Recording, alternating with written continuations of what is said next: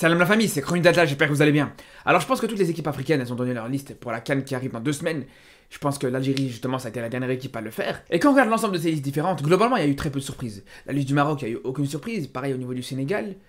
Les listes où on a pu voir quelques surprises, c'est l'absence de Zaha avec la Côte d'Ivoire ou l'absence de Mejbri avec la Tunisie. J'en ai parlé hier d'ailleurs. Et pour ce qui est de cette liste de Belmadi avec les choix forts qu'il fait entre les retours, les absents, certaines surprises, etc., je vous dis, il y a pas mal de choses à dire. Et pour commencer, quand on voit cette liste, il y a des choses qui nous sautent aux yeux directement. Belmadi il a voulu envoyer un message très fort avec les joueurs qu'il a convoqués pour la CAN. Parce que quand on sait qu'il pouvait prendre 27 joueurs, mais qu'il a préféré prendre un joueur en moins, quitte à pas convoquer des joueurs comme Delors, comme Benrahma ou comme Yacine Brahimi par exemple, ça veut clairement dire ce que ça veut dire.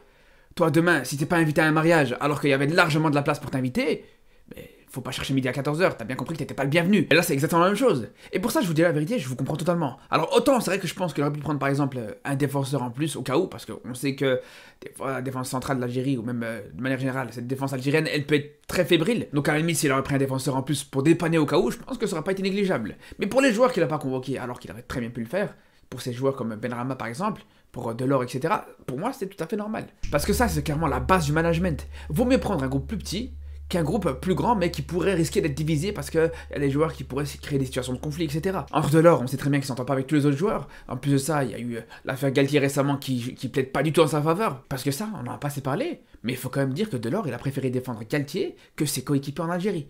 C'est quand même une dinguerie. Il y a des rumeurs qui ont dit que Galtier avait dit que les Algériens c'était les pires, ou que Slimani était pas le bienvenu à Nice parce qu'il faisait Ramadan. Bref, des choses comme ça. Alors, est-ce que c'est vrai ou pas? On sait pas et on le saura jamais. Mais malgré tout, il faut savoir que Delors, il l'a défendu. Sans savoir si c'était vrai ou pas. Donc, bien sûr que Belmadi a tout à fait raison de ne pas avoir pris Delors. Pour moi, déjà, ça fait très longtemps que je trouve que ce joueur ne méritait plus sa place. Pour moi, je trouve que c'est un joueur qui avait craché dans la soupe. Déjà à l'époque où tu avais dit quand même qu'il voulait mettre l'Algérie entre parenthèses pour une durée d'1 an.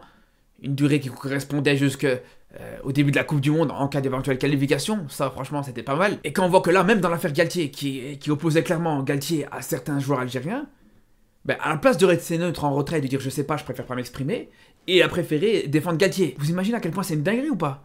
Parce qu'on lui a pas demandé de défendre ses coéquipiers, on lui a pas dit d'insulter Galtier devant tout le monde.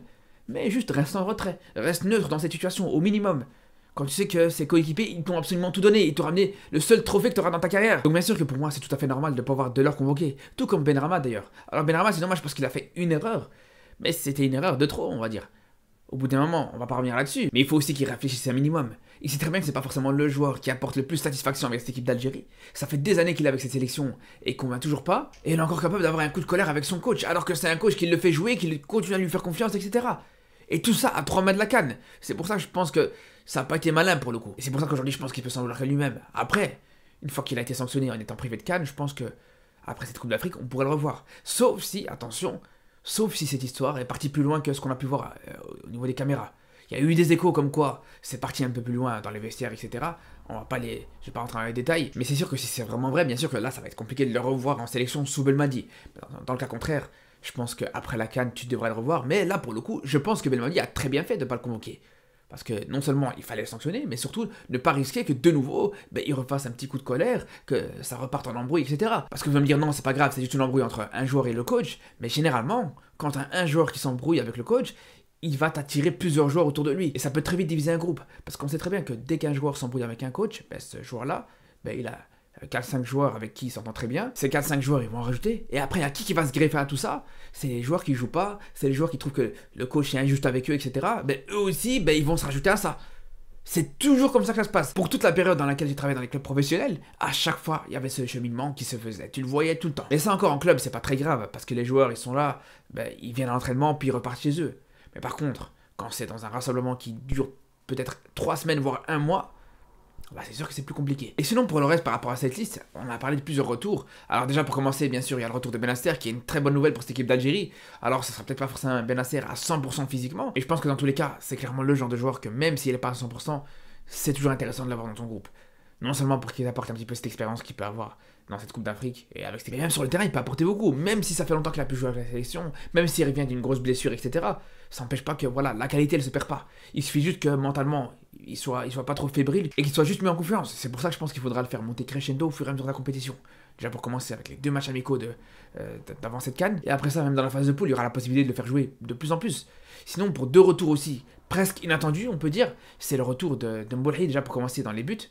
Alors moi je vous dis la vérité, autant je trouve que son retour c'est une très très bonne chose, je pense que ça peut apporter énormément à cette équipe algérienne, mais pour moi, je pense qu'il y en a beaucoup qui vont pas être d'accord avec moi, mais je pense pas qu'il doit être titulaire. Parce que tout simplement, Mandrea jusqu'ici il déçoit pas. Et à partir du moment où tu as un gardien qui déçoit pas, qui même apporte beaucoup de choses, et on a bien vu justement dans le match au Mozambique, que c'était un gardien qui a apporté énormément dans le but de l'Algérie, que sans lui peut-être que le résultat aurait été différent. Bref, quand tu sais que tu as un gardien qui déçoit pas, un peu comme Navas au PSG par exemple, tu le gardes.